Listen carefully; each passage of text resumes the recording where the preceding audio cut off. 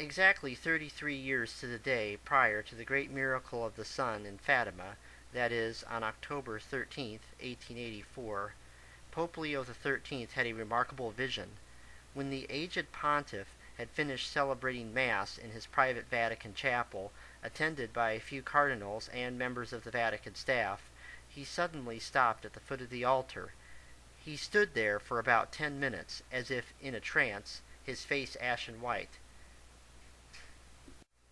Then, going immediately from the chapel to his office, he composed the prayer to St. Michael, with instructions it be said after all low masses everywhere. When asked what had happened, he explained that, as he was about to leave the foot of the altar, he suddenly heard voices, two voices, one kind and gentle, the other guttural and harsh.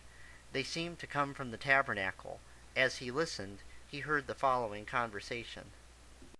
The guttural voice, the voice of Satan in his pride, boasted to our Lord, "I can destroy your church." The gentle voice of our Lord replied, "You can? Then go ahead and do so."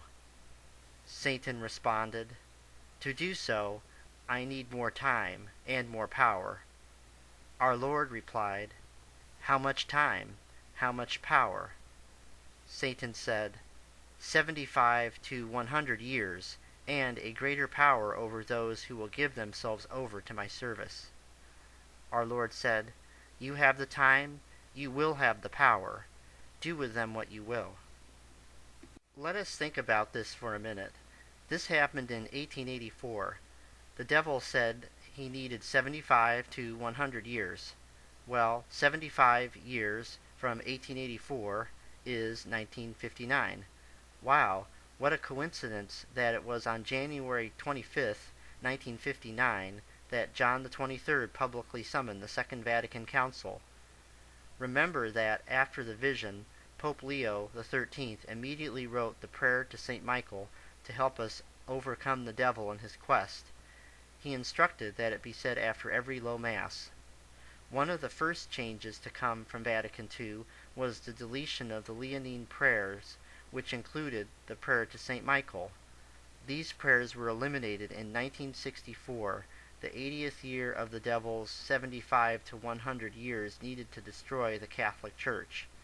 It would seem that this would be the time especially to say that prayer, not to delete it. The 100th year would be 1984. By 1984, John Paul II had let the devil develop a church that is called Catholic, but is not. The devil has twisted and distorted church teachings so much that there is truly a brand new church, a new order, Novus Ordo, and the true church has been reduced in population to a mere shell of what it once was, but it will survive. That thou art Peter, and upon this rock I will build my church, and the gates of hell shall not prevail against it. And behold, I am with you all days, even to the consummation of the world.